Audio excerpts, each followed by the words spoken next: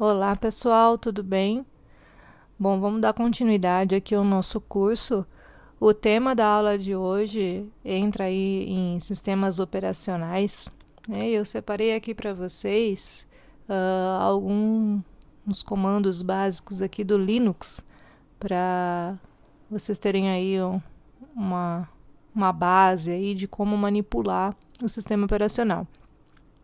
Eu vou deixar para vocês dois links, um com um resumo dos principais comandos e o outro um arquivo um pouco maior, um PDF, aí um livro, né, já com explicações e um pouco mais denso aí para vocês terem como consulta, tá legal?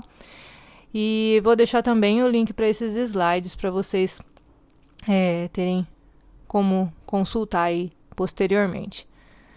Então, aqui esse slide é bastante completo também, então eu vou falar sobre alguns dos comandos, tá? Não todos.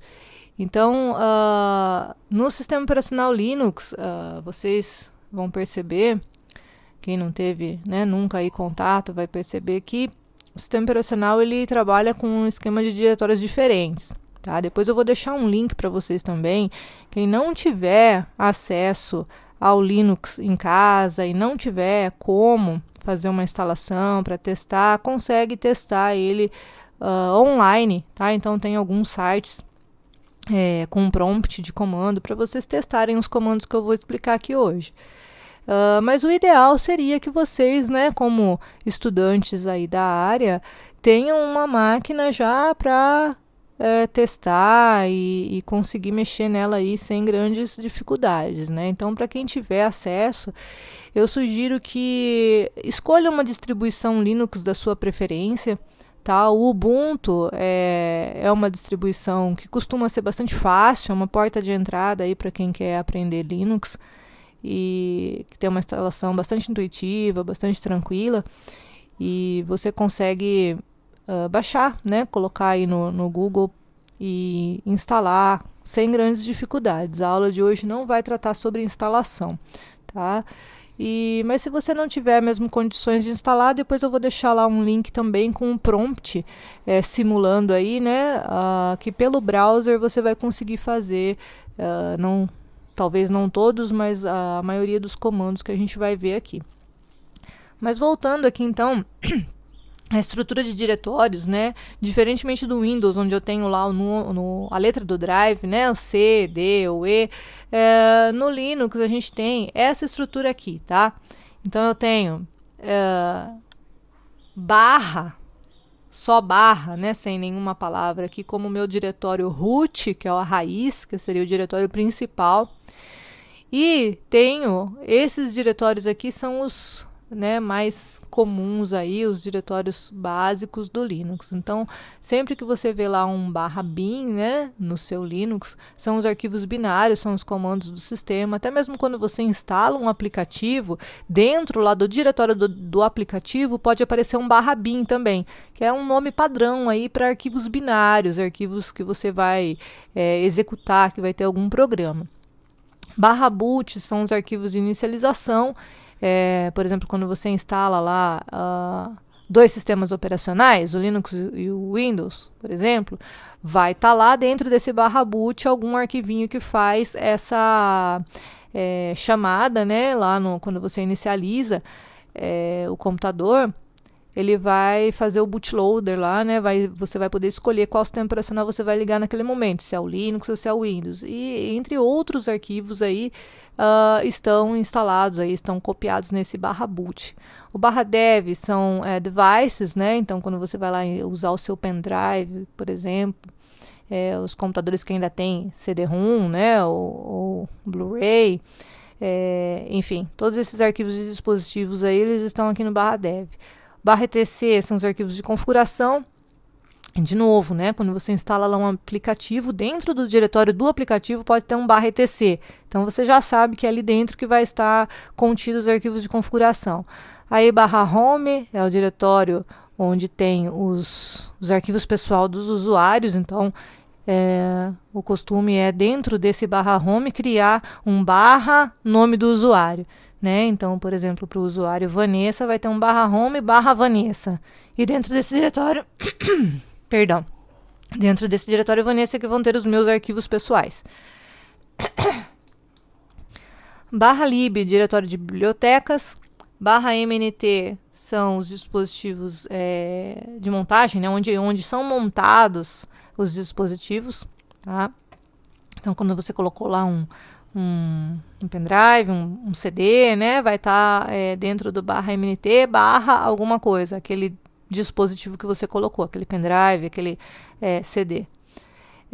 Para programas de instalação não oficiais, né?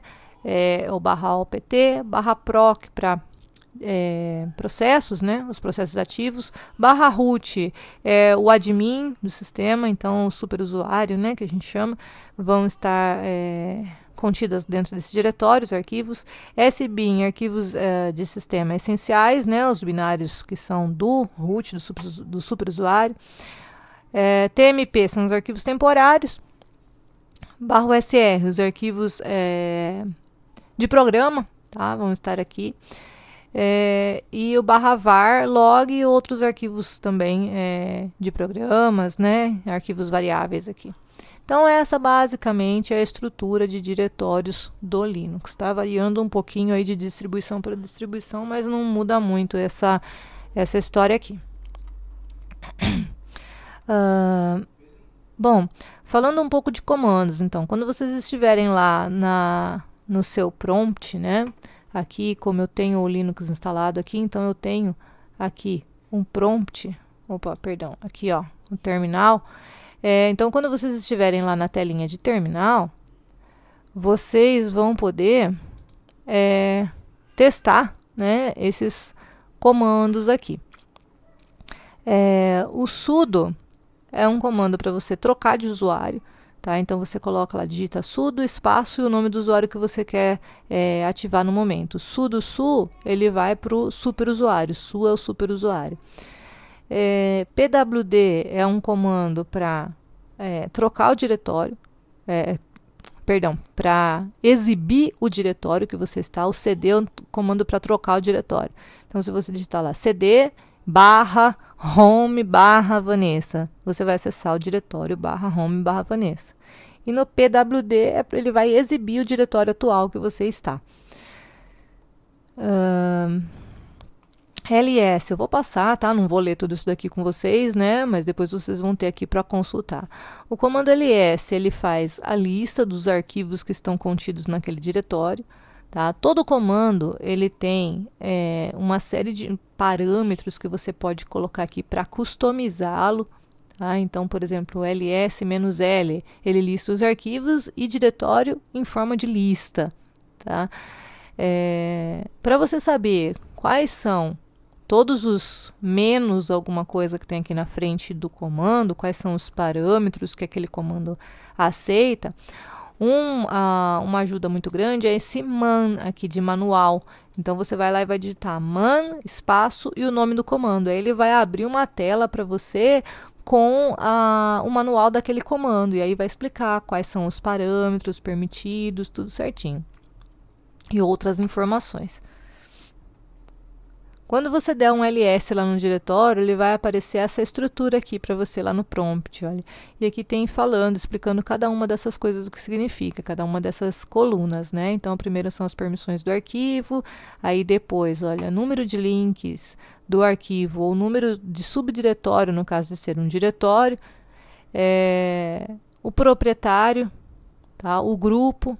Então, assim, de quem pertence aquele arquivo, né? Porque no Linux a gente tem um esquema de segurança um pouco diferente.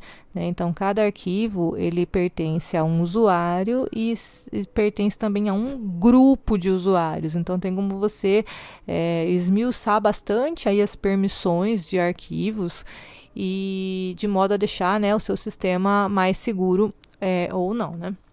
E dependendo do que você colocar aqui como dono e como grupo, também tem aqui, ó, nessas letrinhas, as permissões, olha, que o dono tem sobre aquele arquivo, que o grupo tem, o grupo que vai estar aparecendo aqui, e os outros usuários todos do sistema. tá?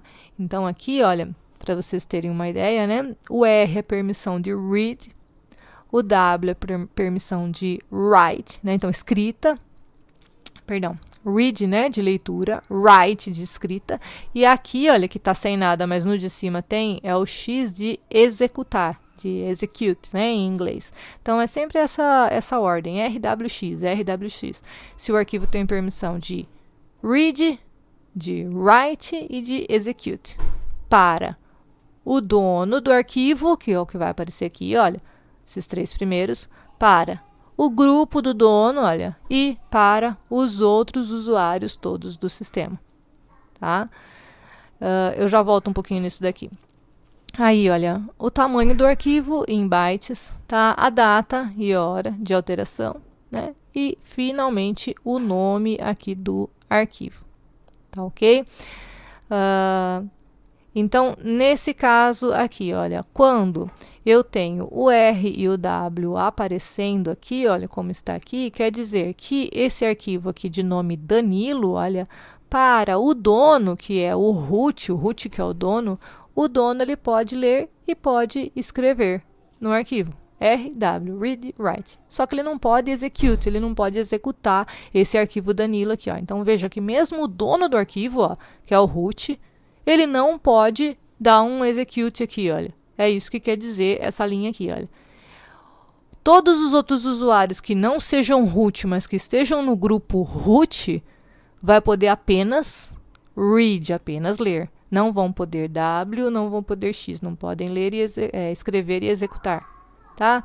E todos os outros usuários do sistema que não sejam nem root, nem estejam no grupo root, olha, também podem ler esse arquivo, mas não podem escrever e nem executar em cima desse arquivo Danilo. Tá vendo? E é assim, né, para todos aqui, olha. No caso, todos os outros arquivos. No caso desse primeiro aqui, olha, dados, olha, que está em azul aqui, ele tem uma diferença que é a letrinha D aqui na frente. Olha, essa letrinha D, olha, quer dizer que ele é um diretório. Olha. Nomes de arquivos no Linux nem sempre precisam ter extensão, né? Igual aqui eu tenho um .txt, um .txt, e aqui eu não tenho nada, olha.